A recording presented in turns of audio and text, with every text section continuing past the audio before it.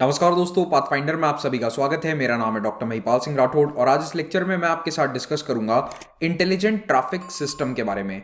Recently हमारे transport minister Shri Nitin Gadkari ji ने यह अनाउंसमेंट किया था कि ईस्टर्न पेरिफेरल एक्सप्रेसवे पर इंटेलिजेंट ट्रैफिक सिस्टम को लागू कर दिया जाएगा। इनॉग्रेट हो चुका है इनफैक्ट, और ये इनॉग्रेशन के साथ ही भारत का ये पहला एक्सप्रेसवे बन जाता है जहां पर ये आईटीएस सिस्टम लागू है। तो ये आईटीएस का मतलब क्या होता है, ईस्टर्न पेरिफेरल एक्सप्रेसवे की क्या इंपॉर्टेंस है और इस तरह के सिस्टम से कौन सी परेशानियां हमारी सॉल्व होने वाली है, इन्हीं सब पॉइंट्स को हम डिस्कस करेंगे। छोटा लेक्चर रहेगा ये। तो आगे बढ़ें उससे पहले आपको याद दिलाना चाहता हूं कि पाथफाइंडर को सब्सक्राइब जरूर करें। अगर अभी तक सब्सक्राइब नहीं किया है तो आपको पीडीएफ डाउनलोड करना है तो आप मेरे टेलीग्राम चैनल से या पाथफाइंडर के टेलीग्राम चैनल से डाउनलोड कर सकते हैं। कल यानी कि रविवार सुबह 11 बजे अनअकैडमी कॉम्बैट आ रहा है। कॉम्बैट एक प्रीलिम्स पैटर्न का टेस्ट है जिसमें हिस्सा लेकर आप अपनी ऑल इंडिया रैंक जान सकते हैं, क्योंकि इसमें देश के हजारों लाखों छात्र हिस्सा लेते हैं एवरी संडे। इसके साथ ही आपके पास एक सुनहरा मौका है स्कॉलरशिप जीतने का, अनअकैडमी सब्सक्रिप्शन को ऑलमोस्ट फ्री में अवेल करने का, अगर आप यहां पर अच्छी रैंक्स को लेकर आ जाते हैं तो। कॉम्बैट पूरी तरह से फ्री है, इसमें हिस्सा लेने के लिए कोई चार्जेस नहीं है। And as all the free content on Unacademy app, यहां पर भी इसे अनलॉक करने के लिए आप महिपाल कोड का इस्तेमाल कर सकते हैं। देखिए, ईस्टर्न पेरिफेरल एक्सप्रेसवे और वेस्टर्न पेरिफेरल एक्सप्रेसवे ये दोनों ही देश की राजधानी दिल्ली और उसके आसपास के एनसीआर रीजन के लिए बहुत ही इंपॉर्टेंट हाईवेज या एक्सप्रेसवेज हैं। ये दोनों एक्सप्रेसवे शुरू हुए थे 2018 में। तो ईस्टर्न यानी कि जो दिल्ली शहर के पूर्वी दिशा में है, ये वाला हो गया ईस्टर्न पेरिफेरल एक्सप्रेसवे, और जो पश्चिमी दिशा में है वो हो गया वेस्टर्न पेरिफेरल एक्सप्रेसवे। तो आप मैप से ही समझ पा रहे होंगे कि ये दिल्ली स्टेट या दिल्ली सिटी है। इसके आसपास गुड़गांव, नोएडा, गाजियाबाद और फरीदाबाद जैसे सैटेलाइट सिटीज हैं।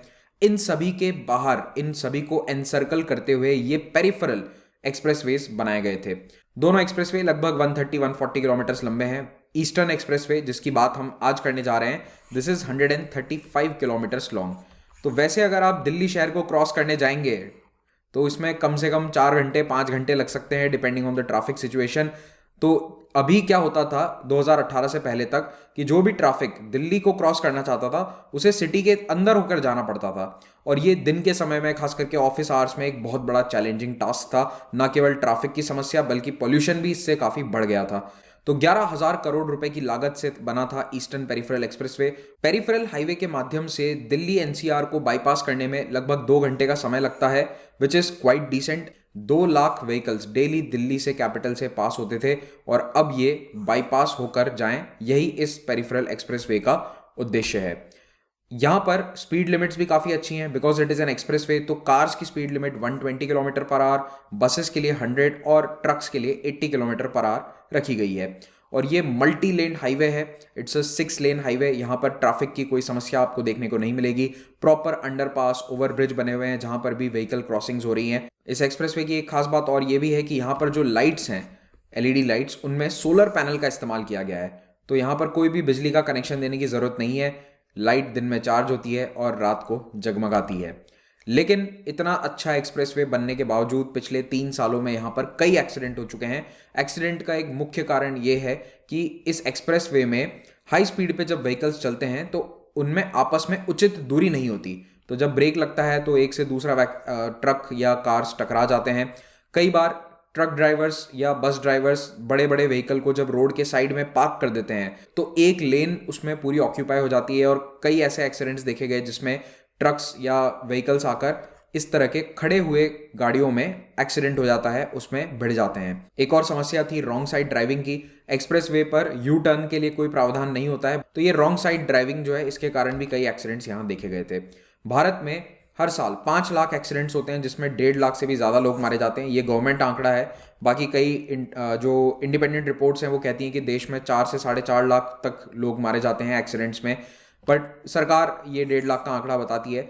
तो इसीलिए हमारे ट्रांसपोर्ट मिनिस्टर ने रिसेंटली अनाउंस किया था कि सरकार बहुत सारे नए एक्सप्रेस हाईवेज बना रही है, ग्रीन एक्सप्रेस हाईवेज बना रही है। ग्रीन का मतलब बिल्कुल नए से वो स्टार्ट होंगे, they are not brown field projects, they are like green field projects. तो ये 26 नए हाईवेज बन रहे हैं, और इन सभी हाईवेज में इंटेलिजेंट ट्रैफिक सिस्टम लागू किया जाएगा। इंटेलिजेंट ट्रांसपोर्ट सिस्टम्स के फायदे क्या होते हैं? सबसे बड़ा फायदा होता है इसका कि सरकार के पैसे की बचत होती है और इनडायरेक्टली उससे जनता के टैक्स की बचत होती है। ये बहुत ही सेफ होते हैं। जहाँ पर भी आईटीएस सिस्टम लगा है वहाँ पर सड़कें बहुत ही सुरक्षित हो जाती हैं और ज़्यादा कनेक्टिविटी बढ़ने से ज़्यादा डेटा मिलता है और उससे सिस्टम्स को और बेहतर बनाया जा सकता है। लेकिन एक आदर्श इंटेलिजेंट ट्रांसपोर्ट सिस्टम होता कैसा है? तो अभी जो रिसेंटली ईस्टर्न पेरिफेरल एक्सप्रेसवे पे इनॉग्रेट किया गया है उसमें ये सभी फीचर्स नहीं है, लेकिन मैं आपको एक आदर्श आईटीएस के बारे में बता रहा हूँ। तो आईटीएस का सबसे प्रमुख कंपोनेंट है कि कार्स कनेक्टेड होनी चाहिए टेक्नोलॉजी से। तो जैसे आजकल हमारी गाड़ियों में फास्टैग होता है which is an RFID type of sensor, तो उसको स्कैन किया जाता है टोल पर। वैसे ही इन कार्स में ऐसे सेंसर होंगे जो रोड साइड पर स्थित ये सेंसर डिटेक्ट कर सकें और इन डिटेक्शन के माध्यम से पता चलता रहेगा कि कार का क्या स्टेटस है। यहाँ पर ब्लूटूथ या फिर वाईफाई कनेक्टिविटी का भी इस्तेमाल किया जा सकता है। तो सीसीटीवी होगा, ऑफ कोर्स सीसीटीवी तो बिल्कुल बेसिक है। सीसीटीवी, उसके बाद व्हीकल डिटेक्शन स्कैनर्स होंगे और इस हाई स्पीड नेटवर्क पर कार्स कंटिन्यूअसली इन स्कैनर्स के सेंसर्स के माध्यम से जुड़ी रहेंगी एक ओवरऑल नेटवर्क से। इन सड़कों पर जो ट्रैफिक सिग्नल होंगे वो इंटेलिजेंट ट्रैफिक सिग्नल होंगे जो खुद ब खुद तय कर लेगा कि कब ट्रैफिक ज़्यादा है तो उस समय पेडेस्ट्रियन को रोका जाए और कब पेडेस्ट्रियन को यानी कि पैदल चलने वाले व्यक्ति को जाने दिया जाए और ट्रैफिक बहुत ही कम है उसे रोका जा सकता है। तो according to the time period, दिन में सुबह शाम कब ट्रैफिक ज़्यादा कम होता है उसके अनुसार वो अपने आप अडेप्ट कर लेगा। कई बार आपने ऐसा देखा होगा कि सड़क पूरी खाली है लेकिन फिर भी 90 सेकंड तक आपको रेड लाइट पर रुकना पड़ रहा है। तो इस तरह की चीज़ें इस इंटेलिजेंट ट्रैफिक मैनेजमेंट वाले सिस्टम में नहीं होंगी। यहाँ पर अगर सड़क पूरी खाली है तो आपको 2-4 सेकंड से ज़्यादा रुकने की आवश्यकता नहीं पड़ेगी। पेडेस्ट्रियंस के लिए, पैदल चलने वालों के लिए भी ये बहुत ही सेफ सिस्टम होगा। बहुत ही एडवांस्ड टेक्नोलॉजी वाले सिस्टम्स में ये सेंसर्स जो आपको अभी रोड के ऊपर नजर आ रहे हैं ये रोड के नीचे भी हो सकते हैं। These can be embedded inside the road. तो सड़क जब बन रही होती है तो उससे पहले ही उन्हें सड़क के नीचे दबा दिया जाता है और उससे कंटिन्यूअसली वो डिटेक्ट कर सकते हैं कि गाड़ी चल रही है या नहीं, यानी कि सतह के ऊपर कार है या नहीं है। सीसीटीवी के माध्यम से ट्रैफिक को मैनेज किया जा सकता है और इससे कितनी गाड़ियां किस क्षेत्र में ज़्यादा हैं, मान लो कि पेरिफेरल एक्सप्रेसवे का जो कुंडली के साइड वाला एरिया है वहाँ पर अगर ट्रैफिक बहुत ज़्यादा हैवी है तो एक्स्ट्रा एफर्ट्स किए जाएंगे कि वहाँ के ट्रैफिक को जल्द से जल्द मैनेज किया जा सके और गाड़ियों की स्पीड पीछे स्लो करी जा सकती है। आपको पहले से पता है कि आगे ट्रैफिक जाम है तो गाड़ियों की स्पीड को 120 की बजाय लिमिट कर दीजिए 70-80। बारिश का मौसम है तो स्पीड लिमिट कर दीजिए, बारिश हो रही है तो 80 पे किया जा सकता है to keep the cars safe. Bharat के हाईवेज पर एक और समस्या है कि कई बार बड़े व्हीकल्स खास करके ट्रक्स एक लेन में साइड में पार्किंग कर देते हैं। इसका नुकसान ये होता है कि वो 3 लेन हाईवे बन जाता है 2 लेन हाईवे। तो इस तरह की इलीगल पार्किंग को भी आसानी से यहाँ डिटेक्ट किया जा सकता है, जाकर ट्रैफिक पुलिस उन्हें वहाँ से हटवा देगी।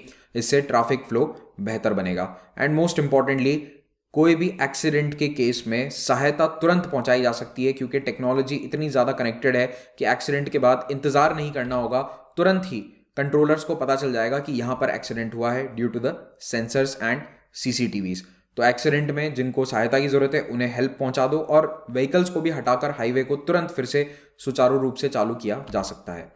इसी प्रकार के सेंसर्स पैदल यात्रियों के लिए भी रहेंगे। तो जैसा रोड के नीचे मैंने आपको सेंसर्स के बारे में बताया, तो इस प्रकार के जेब्रा क्रॉसिंग जिसे हम भारत में कहते हैं, यूएस वगैरह में से क्रॉस वॉक कहा जाता है, तो इनके नीचे सेंसर्स लगे रहेंगे और ये पहले से डिटेक्ट कर लेंगे कि पेडेस्ट्रियन यानी कि पैदल लोग यहाँ पर चल रहे हैं या नहीं। तो मान लो यहाँ से कोई बहुत ही तेज़ रफ्तार में कार आ रही है तो उसके सेंसर में पहले से ये जानकारी आ जाएगी कि सामने पैदल यात्री हैं तो प्लीज़ धीरे हो जाओ, या फिर हो सकता है कि ऑटोमेटिकली उसमें ब्रेक्स लगा दिए जाएं। ट्रैफिक लाइट्स का मैनेजमेंट काफ़ी चेंज हो जाएगा। एक इंटेलिजेंट ट्रांसपोर्ट सिस्टम में ट्रैफिक लाइट्स दिन के समय के अनुसार, ट्रैफिक फ्लो के अनुसार चलती हैं। तो जब जहाँ जितना ट्रैफिक है उसको मैनेज करने के लिए इन लाइट्स का जो ड्यूरेशन है वो बदल सकता है and this is all based on artificial intelligence. अब बात करते हैं जो भारत में आईटीएस सिस्टम अभी लागू किया गया है पेरिफेरल एक्सप्रेसवे पर, उसमें क्या क्या फीचर्स ऐड किए गए हैं। तो देखिए ये भारत का पहला ऐसा नेटवर्क है।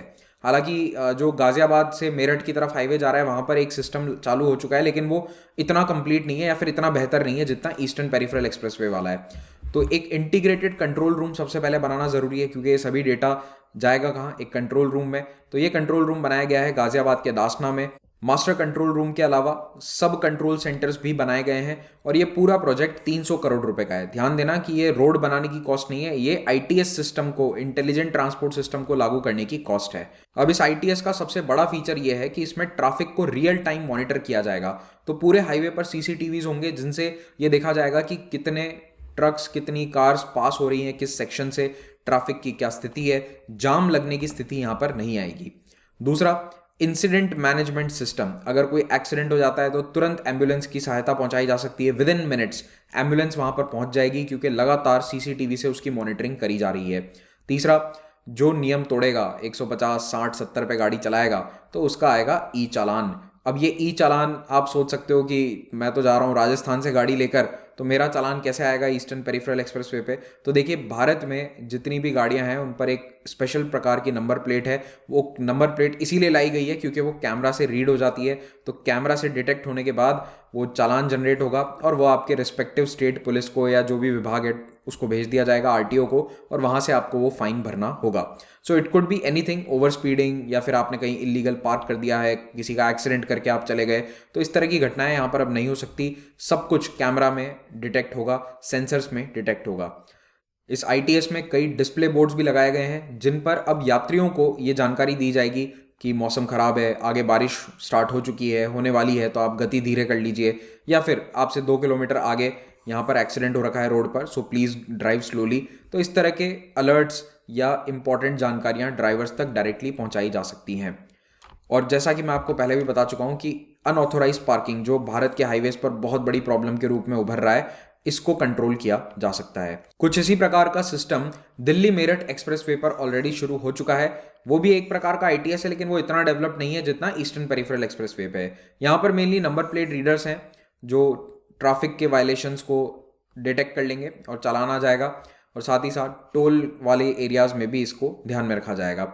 सरकार का ये प्लान है कि इस तरह का इंटेलिजेंट ट्रांसपोर्ट सिस्टम देश के सभी नेशनल हाईवेज पर लागू कर दिया जाए आने वाले कुछ सालों में, और इनका एक मास्टर कंट्रोल रूम रहेगा जिससे कि पूरे देश के ट्रैफिक को मैनेज किया जा सकता है, मॉनिटर किया जा सकता है, जो एनएचएआई के हेडक्वार्टर में रहेगा।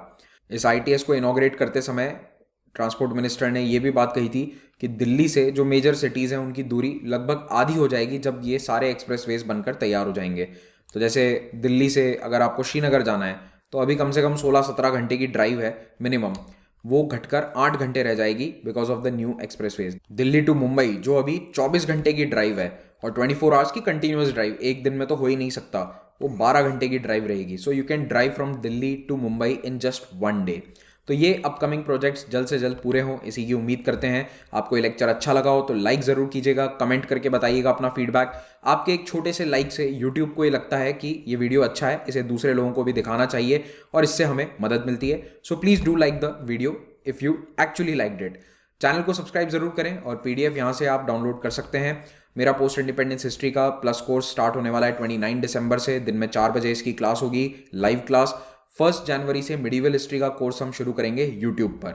अगर आप अनअकैडमी के माध्यम से यूपीएससी की तैयारी करना चाहते हैं तो आप एक प्लस या आइकॉनिक सब्सक्रिप्शन को अवेल कर सकते हैं, जिससे आप सभी एजुकेटर्स, प्लस एजुकेटर्स की क्लासेस को ज्वाइन कर सकते हैं। जो भी सब्सक्रिप्शन आप लें उसमें आपको 10% डिस्काउंट मिलेगा अगर आप महिपाल कोड का इस्तेमाल करते हैं। तो ऑप्शनल के कोर्सेज भी यहाँ पर अवेलेबल हैं। ऑप्शनल प्लस जीएस का जो कंबाइंड कोर्स है, कॉम्बो कोर्स, ये आपको 55,000 रुपीज़ में अवेलेबल होगा, of course after using the referral code Mahipal.